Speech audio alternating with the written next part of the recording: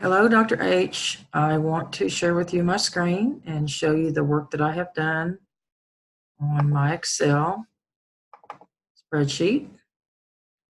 This is my cover page where it has my name, Temple College, and I put tomorrow's date. It's the due date, Math 1332, and the section is 1001, my email address, and it is fall of 2019.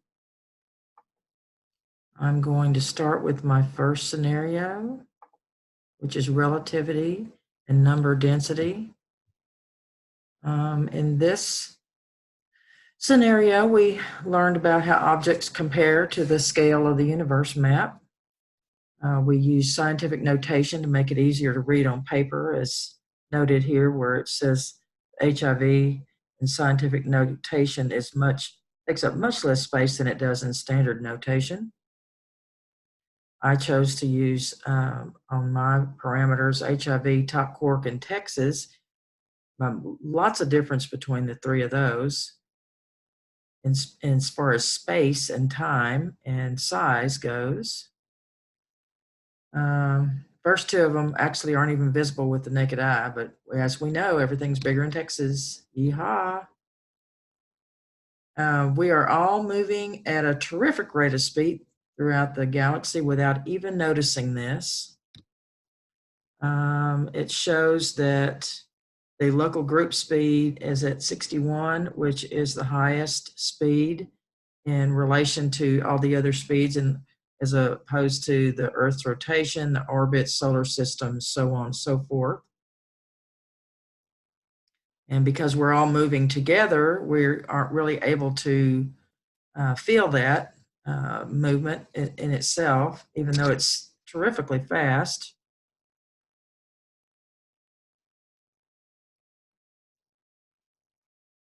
I think that's all that I have on this. You see the pie chart and the bar graph, and you can see the local group speed is at the highest. So understanding what objects are measured against gives us a frame of reference so we can put them into perspective. And that's one of the most important things about understanding how things relate to one another. All right, moving on to the second scenario. We learned about how easily you can manipulate the data to make your product or service seem more appealing to the public. Here's an example of our presidents, Clinton and Bush, and they were showing the unemployment rate percentages. And in the first one, it looked like Clinton had a much higher unemployment rate than Bush. But when they put the axis into perspective, there's very little difference. Regarding the bowler scores here on the right, Diana, Hilda, and Emily, in this case, the vertical axis plot numbers are too large, making the difference look much more than it really is. In actuality, the difference is, again, very small, just as it was with the president's unemployment rate percentages. Okay, moving on into the arena funding pie chart, it looks like Cartera was the main contributor, but when we measured the radius down here with the radius and diameter of the circles, the way we got this was through the formula of pi times the diameter of the large circle, which was 2.7, and then we multiplied that by 0.5, and we squared that to get the radius of the large circle. And then we did the same formula, except we changed the diameter of the smaller circle was 1, and so that gave us this inner circle. And so then we took those two and divided them, and we came up with 13.7%. Now, it appeared initially that Cartera was the larger of the contributors, but when in actuality, they were only at 4%, certainly not at the 13.7% as it appears. Now, there are some reasons why you have bad data in survey research. One of those is sampling bias, where you need to sample an equal amount of people in order to get a good idea of the whatever it is that you're trying to measure. You can also have questionnaire flaws and also interviewer effect, meaning that the interviewer can ask the questions in a way that kind of tends to get you to answer the way they would like for you to answer, or they can use their own bias to influence the answers. So that is pretty much all that we did in this scenario. Moving on to number 3. In this scenario, we were looking at Americans and obesity and diabetes and hypertension and the probabilities of the combinations of those 3 disorders. Had some very interesting statistics here. We went ahead and worked on some Venn diagrams. We got the number of Americans in millions, and then we transferred that over to actual percent of the Americans on the right Venn diagram. And it shows that the highest probability here was obesity and high blood pressure at 54.2 million or 16.44%. But there certainly is seems to be a connection between obesity and high blood pressure, most especially, and there can be also a connection between the 3, which 28.1 million or 8.5% of the population has all 3. And in this graph, it shows that with obesity alone was 3.12%, obesity and high blood pressure and diabetes was at 8.51%, which is a pretty high number. We also looked at the state that we live in, which is Texas, and the rates for diabetes are 12.5% for current. That's the current adult diabetes rate from 2018. The current hypertension rate in 2017 was 32.5%. We're not the worst, but we're certainly not the best. The Colorado seems to be the healthiest state. They had the lowest percent of obese adults, with Mississippi being the highest as far as obesity. And I suspect that's probably because of the diet, the different crops that are seen in like the Midwest. You're going to see a lot of corn, cotton, different things that are being grown, and also the programs that are available from state to state, the school programs for children, and just what's available for adults as far as exercising and what the normal population's doing, as opposed to being sedentary in some states. Some of the states that have a little bit better weather might have a better, opportunity for people to get up and get around and move and get the obesity rate down. So that's about all for that scenario. Let's go on to number 4. This one's on measures of center and distribution. Then number 4, we looked at the range, which up here on the left corner has this is on Army recruits, their BMIs. The range is the maximum minus the minimum, and then that's the answer was 11.8. Looking at the standard deviation, that's how spread out the numbers are. In this case, your standard deviation was 3.5 with a mean of 20.2 and a coefficient of variation at 17%, which is the measure of the ratio of the standard deviation to the mean.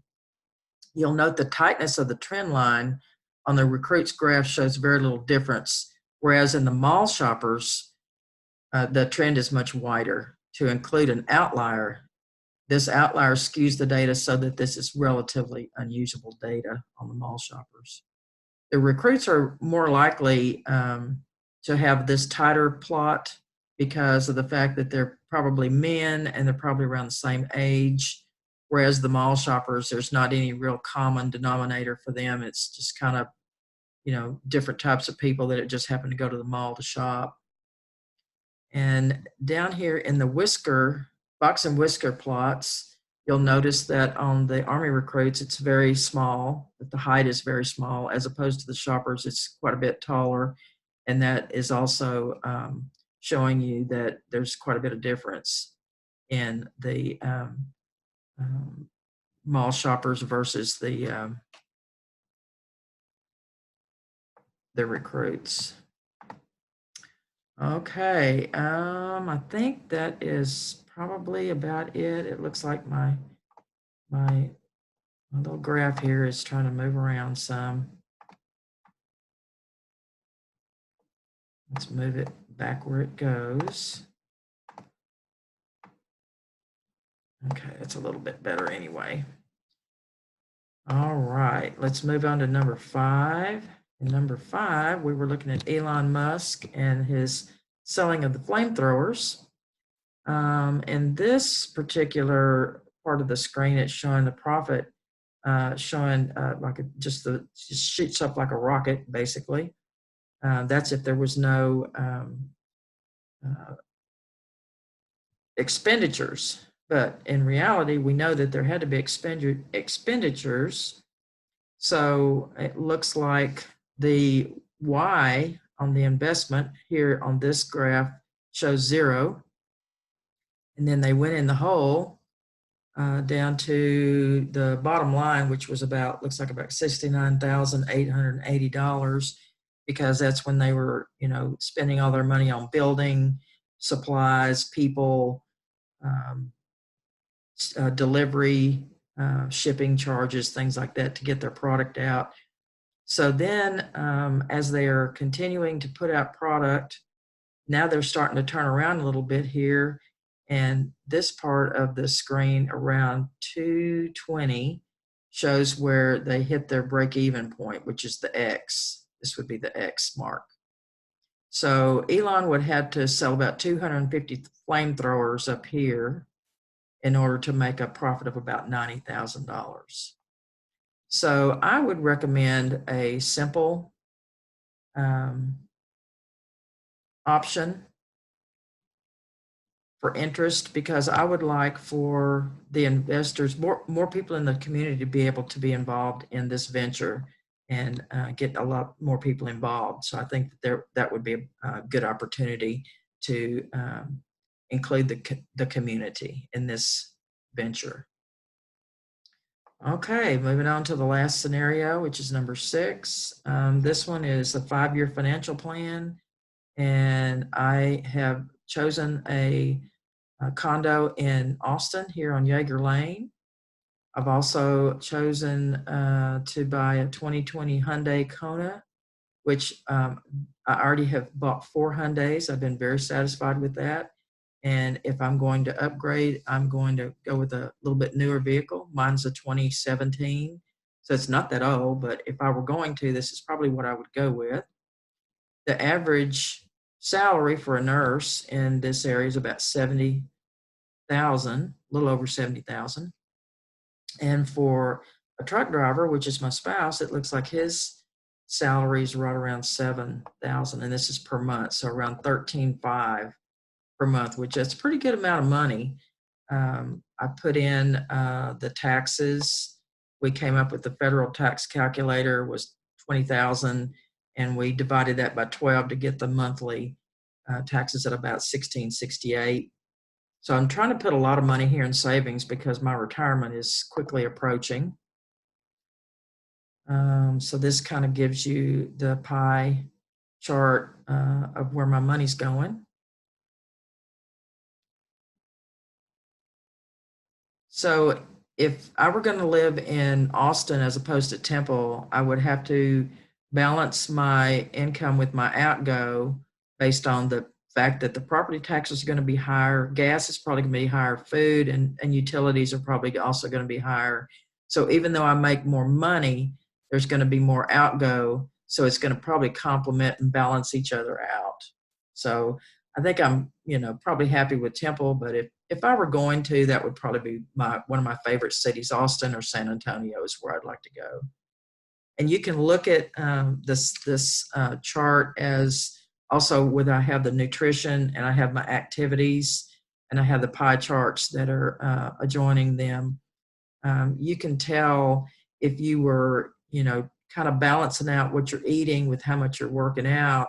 Hopefully, you wouldn't gain any weight. But if you're um, eating more and being more leisurely, then certainly it's the better chance of you gaining weight. That's the food pyramid that I came up with, which is I've always kind of gone by that. On my activity chart, it shows um, the activities by hours, and it looks like I probably spend about an equal amount. Well, no, actually, I spend more time sleeping than working, which I don't know if I really want to classify that way, but that's the way it worked out on here. So if you sleep more, you're not going to have as much activity time. And my thought on this is when you actually see the numbers on paper, it forces you to accept the facts. So I learned a long time ago about living within my means that I didn't like that if I, didn't have enough money at the end of the month. So I try to limit my credit card purchases and try to do with what I have and be happy with what I have. And so far that's worked out pretty well. So that is my presentation for you. I hope that this meets the requirement, and I wish you a good day.